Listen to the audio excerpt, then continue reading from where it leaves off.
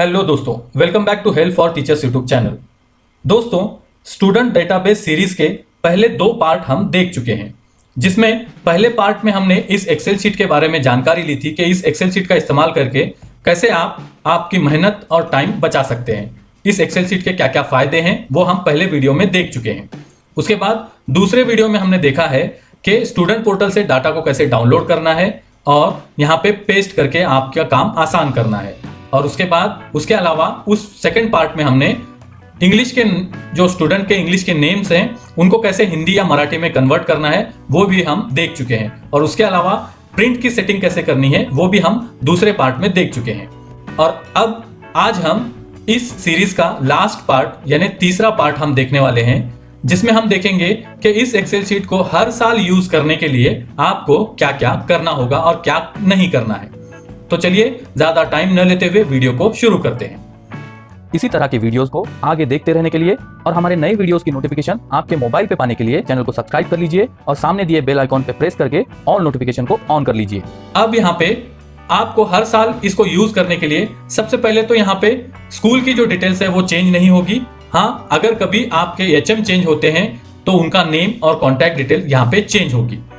अब यहाँ पे बात करते हैं स्टूडेंट डिटेल्स इस शीट की। अब यहाँ पे क्या हो सकता है, सबसे पहले तो स्टूडेंट यहाँ पे आप जितने रखेंगे साल भर उतने ही स्टूडेंट होंगे, इसकी गारंटी नहीं होती। कुछ स्टूडेंट आपके पास आते हैं या फिर कुछ स्टूडेंट आपके स्कूल से दूसरे स्कूल में एडमिशन ले लेते हैं। तो अब पहले बात करते हैं कि जो स्टूडेंट आपके स्कूल से जाएंगे तो उनका क्या करना है। अब जो भी स्टूडेंट आपके स्कूल से जाएगा उसको सबसे पहले मैंने सेकेंड पार्ट में भी बताया था कि उसको सिर्फ यहाँ पे रो पे क्लिक करना है और यहाँ से पहले कॉपी कर लेना है। डिलीट करने से पहले याद रखिए कि कॉपी कर लेना है। और यहाँ पे जो गलती की शीट दी हुई है हमने, तो मैं आपको यहाँ पे बताता हूँ, ड्रॉप बॉक्स। तो यहाँ पे हम देख सकते हैं पिछले वीडियो में भी हमने एक स्टूडेंट को यहाँ पे कॉपी करके पेस्ट करने का बताया हुआ था। तो अब अगर दूसरा स्टूडेंट कोई जाता है तो सिर्फ ये रो पे क्लिक करना है और यहाँ पे पेस्ट कर देना है। तो इस तरह से बीच में जाने वाले स्टूडेंट जो भी हैं वो यहाँ पे आ जाएंगे और उनकी शाळा सोडल्याची तारीख यानी 1 नंबर पे जो पहले जाएगा वो आएगा, फिर उसके बाद। तो इस तरह से यहाँ पे ये ड्रॉप बॉक्स आपको मेंटेन करते रहना है। अब जो हमने यहाँ पे कॉपी किया हुआ है उसको पहले यहाँ पे डिलीट कर देंगे, लेकिन उससे पहले यहाँ पे भी सीरियल नंबर आपको करेक्ट कर लेना है। यानी आपको ये समझ में आएगा कि इस एकेडमिक ईयर में टोटल कितने स्टूडेंट आपके पास से चले गए हैं। उसके बाद जिसको हमने यहाँ पे कॉपी किया था उसको डिलीट कर देना है। अब डिलीट करने के बाद यहाँ पे सीरियल नंबर चेंज हो जाता है। आप यहाँ पे देख सकते हैं 6, उसके बाद 7 नंबर का हमने डिलीट किया तो अब यहाँ पे 8 हो गया है। तो इसको यहाँ पे हर बार क्लियर कर लेना है, यानी सीरियल नंबर को जो है वो सीरियल ही बराबर कर लेना है। अब जितने स्टूडेंट हैं उतने स्टूडेंट तक आपको यहाँ पे रखना है। अब यहाँ पे ये 95 स्टूडेंट हो गए हैं। तो इस तरह से आपको अगर बीच में कोई स्टूडेंट जाता है तो इस तरह से यहाँ से कॉपी करके उधर पहले पेस्ट करना है और फिर यहाँ से डिलीट कर देना है। अब उसके अलावा हर स्कूल में जो लास्ट क्लास होती है वो एकेडमिक ईयर खत्म होने के बाद वो स्टूडेंट आपके स्कूल से चले जाते हैं। तो अब मैं यहाँ पे बता देता हूँ, इस स्कूल का लास्ट क्लास जो है वो 7th है। तो यहाँ पे क्या करना है, 7th के पहले स्टूडेंट से यानी रोल नंबर 1 से यहाँ पे कर्सर रखना है इस रो पे और यहाँ से सिलेक्ट करके नीचे तक इसको शिफ्ट दबाकर सिलेक्ट कर लेना है। अब ये जितने स्टूडेंट यहाँ पे 7th में थे उतने कॉपी कर लेंगे और कॉपी करने के बाद यहाँ पे ड्रॉप बॉक्स की जो शीट दी हुई है उसमें आएंगे और यहाँ पे कर्सर को रख के पेस्ट कर देंगे। अब मैं यहाँ पे पेस्ट कर देता हूँ Ctrl+V। तो अब यहाँ पे सीरियल नंबर को हम करेक्ट कर लेते हैं। पहले 2 हमने जो बीच में से गए हुए वो लिखा हुआ है और उसके बाद यहाँ पे जो लास्ट क्लास गई हुई है वो। अब यहाँ पे आप देख सकते हैं टोटल 12 स्टूडेंट गए हैं, लेकिन उसमें से 7th में के जो गए हैं वो यहाँ पे 10 हैं और फर्स्ट स्टैंडर्ड में से 2 गए हुए हैं। तो अब यहाँ पे भी आपको ये समझ में आएगा कि ये जो 2 स्टूडेंट थे वो उनकी डेट पहली होगी और फिर उसके बाद एक ही डेट पे ये लास्ट क्लास पूरी आ जाएगी। तो इस तरह से आपकी लास्ट क्लास भी यहाँ पे शो होगी और जो बीच में से गए हुए स्टूडेंट हैं वो भी शो होगी। अब उसके नीचे यहाँ पे नेक्स्ट एकेडमिक ईयर में जाने वाले, इस तरह से ये एक लिस्ट बनती चली जाएगी। अब यहाँ पे हमने ये देखा कि किस तरह से अगर स्टूडेंट जाते हैं तो उनको कैसे कॉपी करके उधर पेस्ट करना है। अब ये लास्ट क्लास जो हमने कॉपी करके पेस्ट की हुई है इसको यहाँ पे सीधे डिलीट कर देना है। तो अब मैं यहाँ पे इसको डिलीट कर देता हूँ। तो आप यहाँ पे देख सकते हैं आप 85 स्टूडेंट यहाँ पे बचे हुए हैं। तो आप देखते हैं कि एकेडमिक ईयर चेंज होने के बाद क्या करना है। तो एकेडमिक ईयर चेंज होने के बाद सबसे पहले तो आपको सिर्फ क्लास को अपडेट कर लेना है, यानी जो फर्स्ट के स्टूडेंट थे वो आप सेकंड आ जाएंगे। तो इसको यहाँ पे सेकंड कर लेना है, तो इसको कॉपी कर लेंगे और सीधा यहाँ पे जो फर्स्ट है वो पूरे सेकंड हो जाएंगे, सेकंड वाले थर्ड, थर्ड वाले फोर्थ। इस तरह से आपकी लास्ट क्लास तक ये सीरीज बन जाएगी। अब जो फर्स्ट स्टैंडर्ड में आएंगे या फिर जो भी पहली क्लास होगी आपकी, तो वहां पे जो नए स्टूडेंट आएंगे उनको यहाँ पे ऊपर 1 नंबर का जो सीरियल नंबर है उस पर हमें क्लिक करना है और इंसर्ट पे क्लिक कर देना है। जैसे ही इंसर्ट पे क्लिक करेंगे तो यहाँ पे एक रो आ जाएगी, तो अब उस रो को सिलेक्ट करना है और यहाँ पे इंसर्ट कर देना है। तो ये 2 यहाँ पे आ गए हैं। अब ये 2 को सिलेक्ट करना है और इंसर्ट पे क्लिक करना है। अब आप देख सकते हैं यहाँ पे 4 हो गए हैं, तो इसको पहले मैं बॉर्डर कर लेता हूँ। हाँ, तो अब ये 4 हो गए हैं, तो आप इसको वापस से 4 को सिलेक्ट करके इस पे भी इंसर्ट कर देते हैं, तो अब ये 8 हो गए।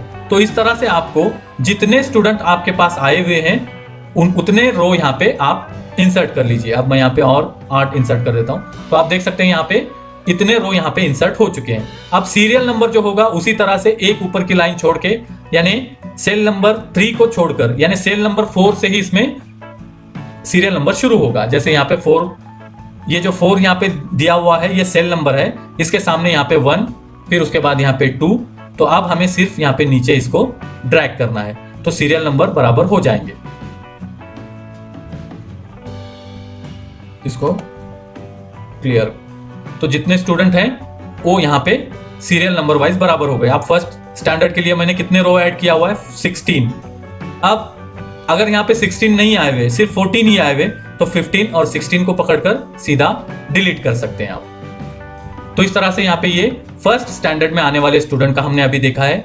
अब बात करते हैं जो स्टूडेंट बीच में आपके स्कूल में आएंगे दूसरी क्लासों में, तो उनको कैसे ऐड करना है। अब समझ लीजिए थर्ड स्टैंडर्ड में कोई स्टूडेंट आया हुआ है, तो यहाँ पे थर्ड स्टैंडर्ड का ये यहाँ पे लास्ट स्टूडेंट है।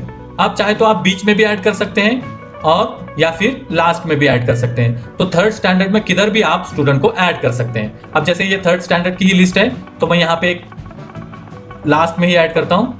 तो मैं यहाँ पे फोर्थ के फर्स्ट स्टूडेंट पे सिलेक्ट करके इसमें यहाँ पे इंसर्ट पे क्लिक कर देता हूँ। जैसे ही इंसर्ट पे क्लिक करेंगे तो यहाँ पे एक रो ऐड हो गई। अब यहाँ पे थर्ड में स्टूडेंट आया हुआ है, इसलिए थर्ड सिलेक्ट कर लेता हूँ। फिर उसी तरह से उस स्टूडेंट की डिटेल हमें पूरी भरना है। तो और उसके बाद जैसे ही ऐड करेंगे तो वापस से सीक्वेंस चेंज हो जाएगी, तो इस सीक्वेंस को आपको करेक्ट कर लेना है। और ये जो एक्स्ट्रा के नंबर्स होते हैं इनको आपको क्लियर कंटेंट करके डिलीट कर देना है।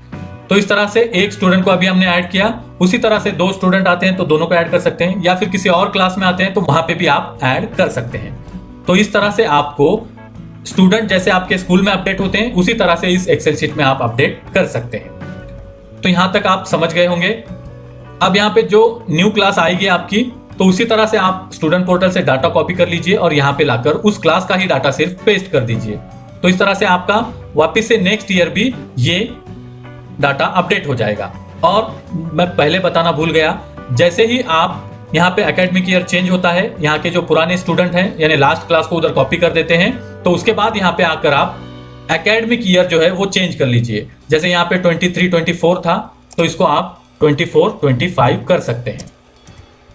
और उसी के साथ यहाँ पे एज कैलकुलेट डेट जो है उसको भी आप अपडेट कर सकते हैं। अब मैं यहाँ पे 25 कर देता हूँ।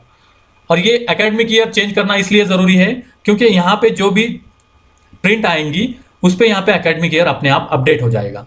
आप यहाँ पे देख सकते हैं हर प्रिंट पे ये अपडेट हो जाएगा। तो इस तरह से आपको एकेडमिक ईयर चेंज होते ही वहाँ पे भी एकेडमिक ईयर को चेंज कर देना है।